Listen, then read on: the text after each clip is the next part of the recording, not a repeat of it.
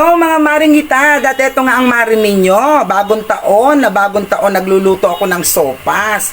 Dahil ito ang napili ko mga mare sopas kasi bukod sa may sabaw na, pampalakas pa ng katawan at syempre, kasama na rin ang merienda dito mga mare. Sa sobrang hirap ng buhay, kailangan natin magtipid at maging practical sa buhay. Hindi naman kailangan natin yung pabonggahan ng handa mga mare. Ang importante lang wala tayong sakit, 'di ba? Kahit wala tayong pera mga mare, ang importante talagang sama-sama ang buong pamilya, 'di ba? At masaya. Yun lang ang aking wish, na lahat ng aking mga kapatid ay walang sakit, mga pamangkin, apo, lahat at mga kaibigan, mga kakilala ko sa FB, sana ay maging maligaya kayo at walang sakit sa bagong taon. At mga mare, ito na nga pala, pinakukuluan ko yung sahog ng sopas. Ang sahog niyan, ito buto.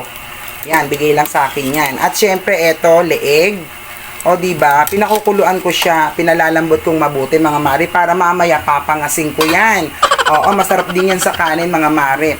At syempre, ito lang ang aking setup sa bahay ko. Ayan, simple, kahit wala kang kwarta. Ayan, masaya ako kasi bakit?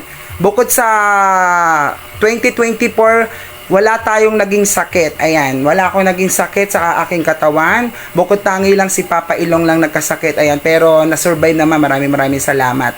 Ayan ang aming Pampalaki Charm. Naniniwala ba kayo sa Pampalaki Charm mga mare? Ayan, sinunod ko lang yan. Natuwa lang kasi ako, gumawa ko ng Pampalaki Charm. Ayan.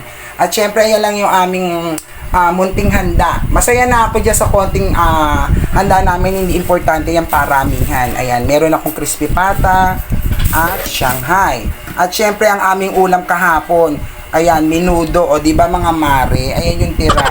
So ayan na lang ang kakainin namin. So ayan mga mare, Happy New Year sa inyong lahat. Sana maging masaya kayo sa pagpasok ng taon at magaang ang ating buhay. So samahan din ng konting dasal. Wag umasa na darating ang grasya. Kailangan kikilos ka rin mga mare. So, ayan. Bye-bye! Happy New Year to all! God bless! Bye!